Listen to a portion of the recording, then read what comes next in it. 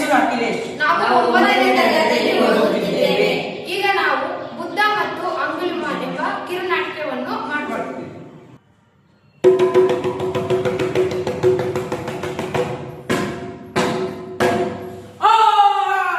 ನರಮನುಷ್ಯ ಬೇಕು ನನಗೀಗ, ನರಮನುಷ್ಯ ಬೇಕು. ತಂತ್ರ ಕೃತಂತ್ರ ಮಾಡು, ರಾಜಕಾರಣಿ ಬೇಕು. ತಂತ್ರ ಕೃತಂತ್ರ ನೋಡಿ ಮಾಡುವ, ಮೂರು ಬಿಟ್ಟವ. ಗುಟ್ಟು ಮಾಡುವ ನನಗೀಗ, ಗುಟ್ಟು ಮಾಡುವವ. ಮನುಷ್ಯ ಬೇಕು ನನಗೀಗ, ನರಮನುಷ್ಯ ಬೇಕು.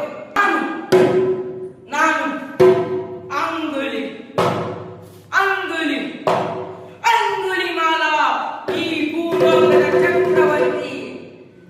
ರಾಜ ಮಹಾರಾಜರು ನನ್ನನ್ನು ಕಂಡದರೆ ಕಪ್ಪ ಕಾಣಿಕೆ ಹಿಡಿದು ಕಾಲ ಬಲಿ ತಂದಿಡುತ್ತಾರೆ. ನರಮನುಷ್ಯರು ಕಣ್ಣನ್ನು ಕಂಡರೆ ದಿಕ್ಕಾಪಾಲಾಗಿ ಓಡಿ ಹೋಗುತ್ತಾರೆ. ಹಸಿವು ಹಸಿವು ಹಸಿವು. ಮನುಷ್ಯನ ರಕ್ತದ ರುಚಿ ನೋಡಿ 2 ದಿನಗಳಾಯಿತು.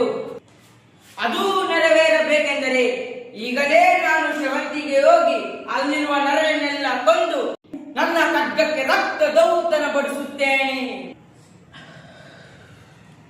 ಯಾವುದೋ ಒಂದು ಮನುಷ್ಯ ಕುನ್ನಿ ಇತ್ತ ಕಡೆ ಬರುತ್ತಿರುವ ವಾಸನೆ ಬರುತ್ತಿದೆ.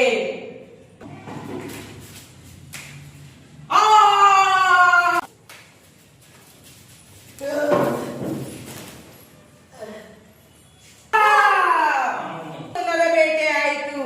ಈ ನನ್ನ ಕೊರಳಿನ ಮಾಲೆಗೆ ಇನ್ನೊಂದು ನರಬೇಟೆ ಸಿಕ್ಕಿದರೆ 100 ಕೊರೆಗಳ ಸರದಾರನಾಗುತ್ತೇನೆ.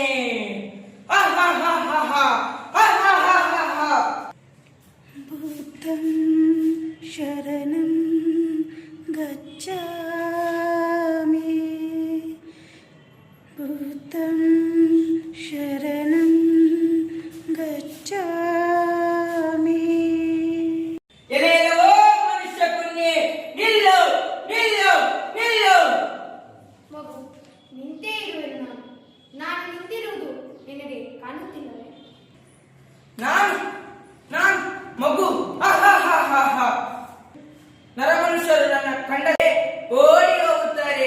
ಕಂಡದರೆ ನಿನಗೆ ಭಯ ಇಲ್ಲವೇ? ನನಗೇಕೆ ಭಯ? ನೀನು ಒಬ್ಬ ಮನುಷ್ಯ, ನಾನು ಒಬ್ಬ ಮನುಷ್ಯ. ಆದ್ರೆ ನಿಮಗೆ ಬುದ್ಧಿ ಬೆಳೆದಿಲ್ಲ ಅಷ್ಟೇ. ನೀನು ಯಾರು? ಈ ಎಲ್ಲಾ ಜನರು ನನ್ನ ಪ್ರೀತಿಯಿಂದ ಗೌತಮ ಬುದ್ಧ ಎಂದು ಕರೆಯುತ್ತಾರೆ. ನೀನು ಯಾರಾದರೆ ನನಗೇನು? ನಿನ್ನನ್ನು ಕೊಂದು 100 ಕೊರೆಗಳ ಸರ್ದಾರನಾಗುತ್ತೇನೆ. ಸರಿ, ಪ್ರಯತ್ನಿಸು.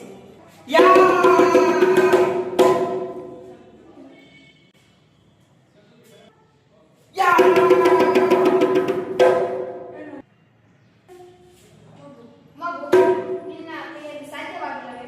ಇಲ್ಲ. ಆಯ್ತು, ಒಂದು ಕೆಲಸ ಇರುತ್ತೇನೆ, ಮಾಡು, ಮತ್ತೆ ಪ್ರಯತ್ನಿಸು. ಆಯ್ತು, ಏನು? ಆ ಗಿಡದಿಂದ 5 ಎಲೆಯನ್ನು ಕಿತ್ಕೊಂಡು. ಆಯ್ತು.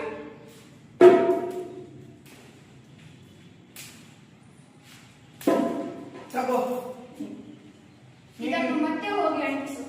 ಹೇಗೆ ಸಾಧ್ಯ? ಮನುಷ್ಯನ ಜೀವನವೂ ಹಾಗೆ. ಒಂದು ಸರಿ ತೆಗೆದರೆ ಮತ್ತೆ ಜೀವ ಉಳಿಸುವುದಕ್ಕೆ ಸಾಧ್ಯನೇ ಆಗುವುದು. ಅದು ಮಹಾಪಾಪ. ಇನ್ಮೇಲಾದ್ರೂ ಒಳ್ಳೆಯವನಾಗಿ ಜೀವನ ಸಾಗಿಸು. ನಾನು ಇಷ್ಟು ದಿನ ಮಾಡಿದ್ದು ಪಾಪದ ಕೆಲಸವೇ? ಅಯ್ಯೋ ಅಯ್ಯೋ, ನನ್ನ ಪಾಪದ ಅರಿವಾಗಿದ್ದೆ. ಶಿಷ್ಯನಾಗಿ ನನ್ನ ಅಂಗೀಕರಿಸಿ. ಒಳ್ಳೆಯವನಾಗಿ ಬಾಳು. ಬುದ್ಧಂ ಶರಣಂ ಗಚ್ಛಾಮಿ,